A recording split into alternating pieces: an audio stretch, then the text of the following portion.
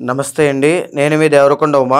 September 7వ తారీఖు 2025 ఆదివారము భాద్రపద శుక్ల పౌర్ణమి రోజున రాహుగ్రస్త సంపూర్ణ చంద్రగ్రహణము అనేటువంటిది రాబోతోంది. ఇది భారతదేశం ప్రతి ఒక్కరికి కనబడుతుందండి. మీ ప్రాంతంలోనూ ప్రతి రాష్ట్రంలోనూ ఇది కనబడుతుంది.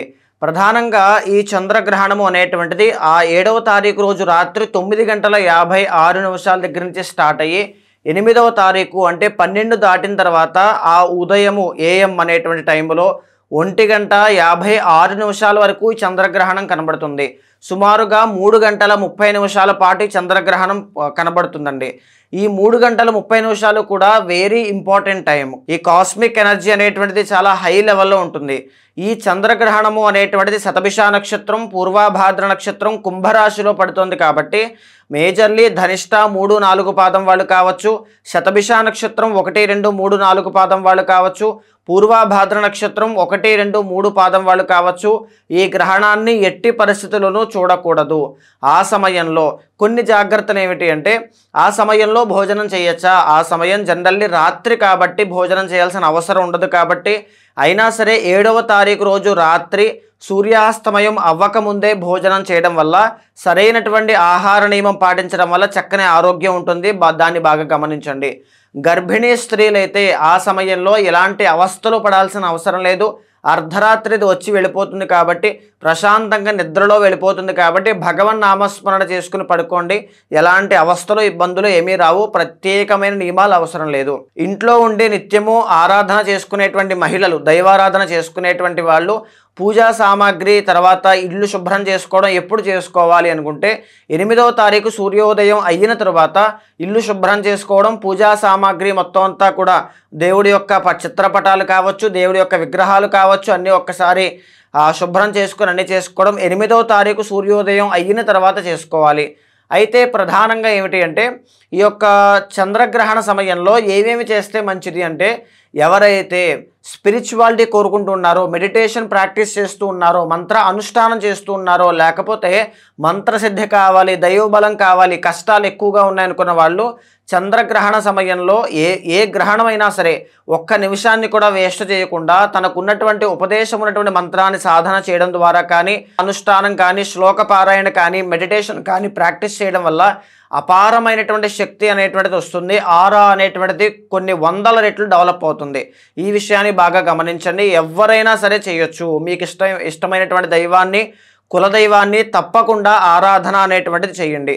అయితే ఈ పూర్వభాద్ర శతభిష నక్షత్రం, ధనిష్ట 3, 4 పాదం వాళ్ళు ఒకవేళ గ్రహణాన్ని చూసినా చూడకపోయినా ఎలాంటి పరిహారము ఆచరించాలి అనేటువంటి చూస్తే 8వ తారీఖు సూర్యోదయం అయిన తర్వాత ఖచ్చితంగా దానం చేయాల్సినవి కేజీంపావు బియ్యం దానంగా ఇవ్వండి, మినువులు దానంగా ఇవ్వండి. ఎందుకు అంటే రాహుగ్రస్తము కాబట్టి మినువులు దానంగా ఇవ్వాలి. వెండి చంద్రబింబము చిన్నది, ఎంత చిన్న సైజ్ అయినా పర్వాలేదు మీ శక్తి బట్టి వెండి చంద్రబింబము అనేటువంటిది ఒకటి దానంగా ఇవ్వండి. చిన్న రాగి పాత్ర అనేటువంటిది ఒకటి దానంగా ఇవ్వండి. నువ్వుల దానము అనేటువంటిది చేయండి. ఒకవేళ ప్రత్యేకించి పూర్వభాద్ర నక్షత్రం వాళ్ళు కనుక మీరు చూస్తూ ఉంటే వీటితో పాటు కేజీంపావు శనగలు దానంగా ఇవ్వండి. లేదా నానబెట్టిన శనగలు ఆవుకు తినిపించడం వల్ల మీకున్నటువంటి దోషం తొలగిపోతుంది. శతభిష నక్షత్రం వాళ్ళు ప్రత్యేకించి ఇవ్వాల్సిన పని లేదు. ఆ బియ్యము, మినువులు, వెండి చంద్రబింబము, రాగి పాత్ర, నువ్వులు దానం ఇస్తే సరిపోతుంది.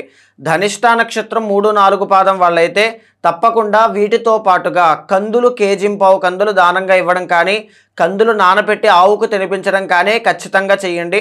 మీకున్నటువంటి గ్రహణ ప్రభావం చేత మీరు పడే ఇబ్బందులు కానీ ఏవైనా ఉన్నా ఆ బాధల నుంచి చాలా ఈజీగా బయటకు వస్తారు అని చెప్పచ్చు. తులారాశి వాళ్ళకి చంద్రగ్రహణ ప్రభావం అనేటువంటిది ఏ విధంగా కనబడుతోంది, అసలు వీళ్ళు ఎలాంటి జాగ్రత్తలు తీసుకోవాలనేటువంటి విషయాన్ని మనం చూస్తే కనుక, తులారాశి అనేటువంటి విషయంలో వీళ్ళకి ఇది 9th హౌస్లో పడుతోందండి. బాగా గమనిస్తే కనుక మాననాశనము అని కనబడుతోంది. శాస్త్రం చెబుతోంది. అంటే ఏంటి అంటే, శరీర ఆరోగ్యం విషయంలో కానీ, ఫైనాన్షియల్ కండిషన్స్ విషయంలో కానీ, ఫాదర్ రిలేటెడ్ ప్రాబ్లమ్స్ విషయంలో కానీ, డబ్బులు బ్లాకేజెస్ అనేటువంటివి ఎక్కువగా ఉండడం కానీ, దానివల్ల అవమానములు అనేటువంటివి ఎక్కువగా చూడడం, ఎప్పుడూ పడనటువంటి ఒక బాధ కానీ, ఒక ఇన్సిడెంట్ కానీ చోటు చేసుకోవడం, ఇలాంటివి కనబడతాయి. సో వెరీ వెరీ కేర్ఫుల్గా, చాలా జాగ్రత్తగా ఉండండి. నేను లాస్ట్లో రెమెడీస్ కూడా చెప్తాను, ఏమీ కంగారు పడద్దు. అయితే ఫస్ట్ ఆఫ్ ఆల్ ఈ తులారాశికి సంబంధించి ఈ గ్రహణ ప్రభావము అంటే ఈ సెప్టెంబర్ మాసంలో వీళ్ళకి గ్రహ సంచారములు ఏ విధంగా ఉన్నాయో మనం చూస్తే కనుక మేజర్గా వీళ్ళకి 4 నుంచి 5 గ్రహాలు బాగా యోగిస్తున్నాయండి. 6th శని వక్రించి 5th హౌస్ని చూస్తున్నారు. ఈ మెరిటల్ లైఫ్లో సంతానం విషయంలో అండ్ ప్రేమ వ్యవహారాల్లో అపజయం అనేటువంటిది చాలా ఎక్కువగా కనబడుతోంది. గురుబలం చాలా బాగుంది. సో ఆయన మాత్రమే ఆధారము. గురుడు మీకు ఇంకొక నెలపాటు కాపాడుతూ ఉంటారు కాబట్టి ఫైనాన్షియల్లీ నిలదొక్కుకోవడానికి కానీ ఎదగడానికి కానీ ప్రయత్న బలం కానీ అన్నీ కూడా సఫలీకృతం అవుతాయి అని చెప్పడానికి గురుబలం ఒక్కటే ఆధారము. 11th శుక్రబలం బాగుంది. సినీ నాటక కళారంగాలు, నృత్య గీత వాద్యాది రంగాలు, AI, virtual reality, interior designings, manufacturing units కానీ క్రియేటివ్గా ఉండేటువంటి వాళ్ళు, డిజైనర్స్ కావచ్చు, ఎవరైనా సరే శుక్రుడికి సంబంధించిన కళలకి సంబంధించినటువంటి ప్రాపర్టీస్తో ఉన్నటువంటి వృత్తి వ్యాపార ఉద్యోగాలు ఉన్నటువంటి వాళ్ళు బాగుంటారు. కానీ ఇక్కడ పాయింట్ ఏమిటి అంటే గ్రహణ ప్రభావం అనేటువంటిది మీకు 9th హౌస్లో పట్టడం వల్ల మీ ఫాదర్కి ఏదైనా ఇబ్బందులు రావచ్చు. నెంబర్ 2 మీ శరీరానికి గాయాలు అవ్వచ్చు, అంటే వాహన ప్రమాదములు లాంటివి జరగచ్చు. నెంబర్ 3 మీ క్యారెక్టర్ అసాసినేట్ చేసే విధంగా మీకు అవమానము అనేటువంటిది జరగచ్చు. నెంబర్ 4 మెరిటల్ లైఫ్లో బిజినెస్ పార్ట్నర్షిప్లో ఒడిదుడుకులు అనేటువంటివి ఎక్కువగా రావచ్చు. మీరు విదేశాలు వెళ్ళాలి, దూరపు ప్రయాణాలు వెళ్ళాలి అనుకుంటే అవి క్యాన్సిల్ అవ్వడం కానీ, పోస్ట్ పోన్ అవ్వడం కానీ, దానికి మీరు నిరాశ, నిస్పృహలు, అసంతృప్తికి గురవ్వడం కానీ ఇలాంటివి ఏదైనా జరగచ్చు. అండ్ ఇంకొకటి అన్నిటికంటే బిజినెస్, ఎవరైతే తులారాశి వాళ్ళ బిజినెస్లో ఉంటారో వాళ్ళకి ఒడిదుడుకులు అనేటువంటివి ఎక్కువగా రావచ్చు. కాబట్టి చాలా కేర్ఫుల్గా గ్రహణ ప్రభావం విషయంలో ఆచితూచి వ్యవహారం చేయాలి. మీకు సెప్టెంబర్ 17 వరకు మాత్రమే రవి బలము అనేటువంటిది కనబడుతోంది. సో పనులన్నీ సకాలంలో పూర్తి చేసుకోవడానికి నెక్స్ట్ మంత్, ఆ పై మంత్ మీరు చేయాల్సిన పనులన్నీ ఒక ప్రణాళికాబద్ధంగా జాగ్రత్త పెట్టుకోవడం చాలా ఇంపార్టెంట్. 15వ తారీఖు వరకు మాత్రమే మీకు బుధుడి యొక్క బలం ఉంది. Communication, exports and imports, stock market, share market ట్రేడింగ్లో ఉన్న వాళ్ళు కూడా ఆచితూచి మీరు నిర్ణయాలు తీసుకోవాలి. లేదనుకుంటే ఒడిదుడుకులు తప్పవు, ఆర్థిక సమస్యలో పడే అవకాశం ఉంది. కేర్ఫుల్గా ఉండండి. ప్రేమ వ్యవహారాల్లో అయితే ఎలాంటి మార్పులు లేవు. అపజయము లేదా నిరాశ, నిస్పృహలు ఎక్కువగా కనబడుతున్నాయి. హైయర్ ఎడ్యుకేషన్ విషయంలో కూడా కాస్త జాగ్రత్తగా ఉండాలి. సంతానం విషయంలో కూడా కాస్త జాగ్రత్తగా ఉండాలి. మేజర్గా తులారాశి వాళ్ళు మీరేమీ కంగారు పడదు. కొన్ని రెమెడీస్ నేను చెప్తాను, ఆ దానములు చేసుకోండి ఇంటి దగ్గర. అద్భుతంగా ఈజీగా ఈ గ్రహణ ప్రభావం నుంచి ఓవర్కమ్ చేస్తారని చెప్పొచ్చు. కేజీంపావు బియ్యము 8వ తారీఖు సూర్యోదయం అయిన తర్వాత దగ్గరలో శివాలయంలో కానీ దగ్గరలో ఉండే బ్రాహ్మణులకే కానీ ఈ దానాలు ఇవ్వండి. కేజీంపావు బియ్యము దానంగా ఇవ్వండి. కేజీంపావు మినుములు దానంగా ఇవ్వండి.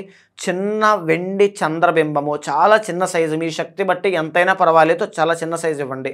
రాగి పాత్ర, అంటే చాలా చిన్న సైజు రాగి పాత్ర అనేటువంటిది ఏదైనా పర్వాలేదు, దానంగా ఇవ్వచ్చు. నల్ల నువ్వులు దానంగా ఇవ్వాలి. అన్నిటికంటే ముఖ్యమైనటువంటిది మీ తులారాశికి సంబంధించి బొబ్బర్లు, కేజీంపావు బొబ్బర్లు దానంగా ఇవ్వడం, నానబెట్టిన బొబ్బర్లు గోవు, ఆవుకి తినిపించడం లాంటివి చేయండి. అద్భుతంగా ఈజీగా ఈ గ్రహణ ప్రభావం నుంచి ఓవర్కమ్ చేస్తారని చెప్పొచ్చు. సో చూసారు కదండి, చంద్రగ్రహణము అనేటువంటిది ఏ రాశుల మీద ఎలాంటి ఎఫెక్ట్స్ అనేటువంటివి చూపిస్తుంది. అంటే చాలామంది ఈ మీనరాశికి సంబంధించి కావచ్చు, కుంభరాశికి సంబంధించి కావచ్చు, మాకు గ్రహణ ప్రభావం ఉంది కదా, ఏదో అయిపోతుందని భయపడుతూ ఉంటారు. మీరేమీ టెన్షన్ పడాల్సిన అవసరం లేదు. నేను చెప్పిన ఆ రెమెడీస్ అనేటువంటివి పాటించండి. మీ పర్సనల్ చార్ట్ అనేటువంటిది బలంగా ఉందో లేదో చూసుకోండి. ఒకవేళ మీ పర్సనల్ చార్ట్ బలంగా ఉన్నా, మీ దైవ బలం అనేటువంటిది బలంగా ఉన్నా, మీ ప్రయత్న బలం బలంగా ఉన్నా మీకు ఎలాంటి ఆటంకములు అనేటువంటివి, కష్టములు అనేటువంటివి రావు. నిత్యము కులదేవత ఆరాధన, ఇష్టదైవ ఆరాధన ఎక్కువగా చేయండి. మీకు ఏదైనా సందేహాలున్నా లేదా జాతకం చూపించుకోవాలన్నా మీకు కింద కనిపించే నెంబర్కి కాల్ చేస్తే మా వాళ్ళు మీకు పూర్తి వివరాలు అందిస్తారు. తప్పకుండా మీ జాతకాన్ని చూసిన తర్వాత గోచారంతో సమన్వయం చేస్తూ ఏమైనా దోషాలుంటే శాంతి పరిహారములు మీతో ఆచరింపజేసి భగవత్ అనుగ్రహం కలిగేలా చేస్తాను.